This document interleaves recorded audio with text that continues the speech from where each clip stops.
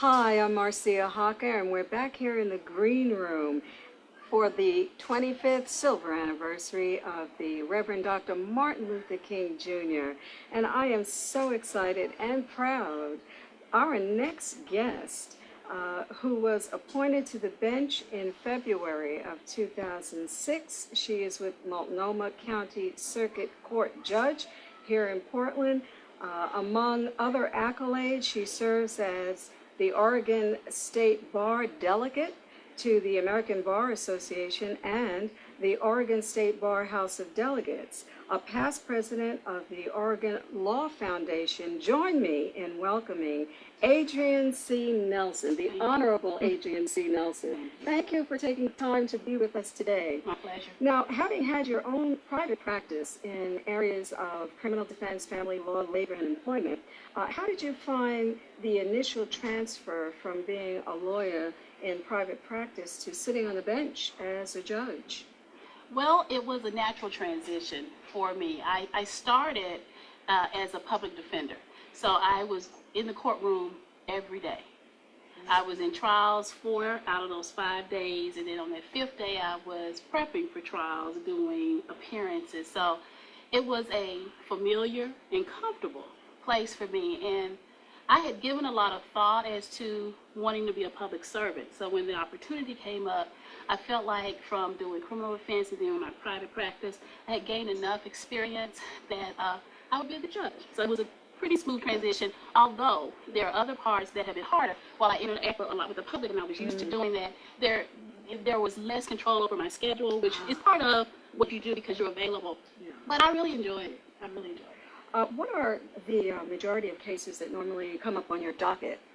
Well, I'm a general jurisdiction judge, which means that I can hear any kind of case that is filed in Multnomah County. But because Multnomah County is the largest county in the state of Oregon, we have a family law department where the judges that are in that department only hear family law matters, including juvenile, custody matters, divorces, and probate matters.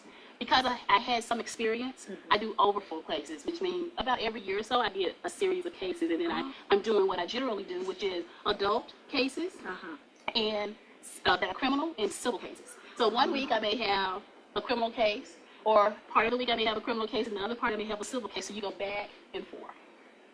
Well, as you look back over the past 3 years on the bench, this is a two-part question. What have been your major challenges, A, and B, do you see these as different or similar challenges that face other judges around the United States?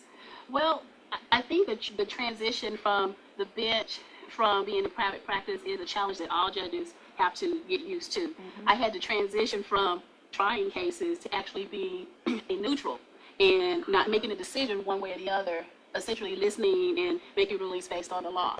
Every judge has that transition. Some transition easier and quicker than others. I would think I was in the middle. I don't think that what is happening in our Oregon courts are unique to what's happening in the United States. All courts are facing budget crisis, and so Oregon courts are not unique. We've been fortunate, at least in Multnomah County, that we've had a lot of forward-thinking presiding judges, which is someone among us appointed to be like our judge administrator. So we have treatment courts that other jurisdictions don't have.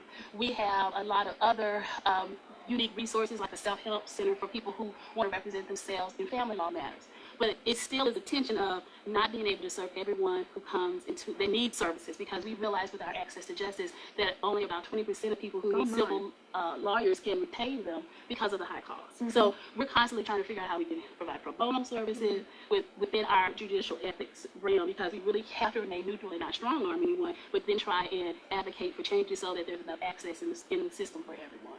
Quite a challenge, quite a challenge. And it takes some skilled navigation, doesn't it? Yes, it does. Yes. Well, I will say that while speaking earlier to Ava Gordley, I learned that you are a part of the Oregon Health and Science University Ava Gordley Center for Mental Health for African Americans. Yes, I am. And what part do you play in that function? Well, I'm on the board of the African American Mental Health Commission, and we were part of a number of organizations that really kind of spearheaded the creation of the AVEL Center for Healing. And it was really important to me because Multnomah County has a mental health court.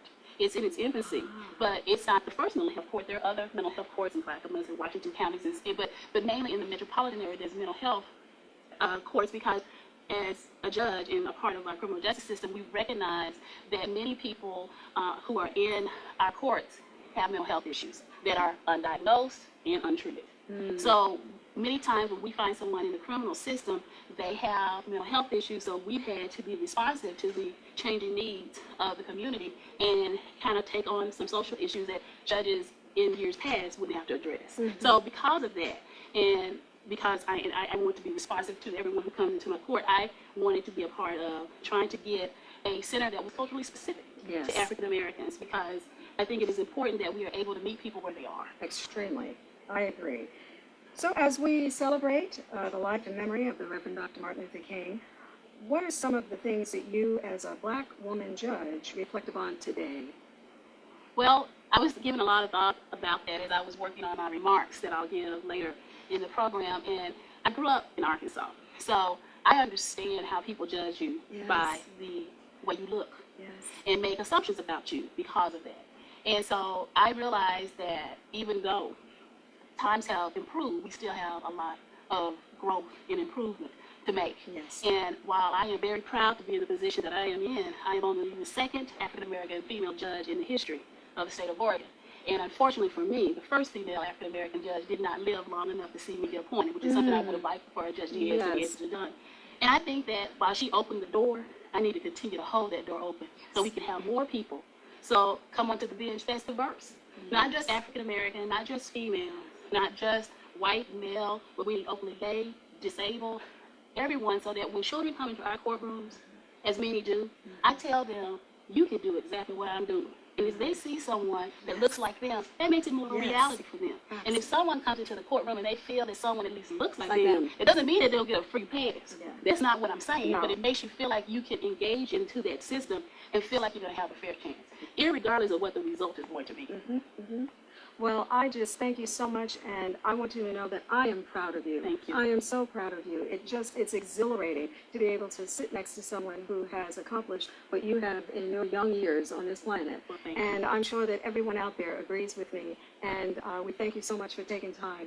Absolutely. The Honorable Adrienne C. Nelson.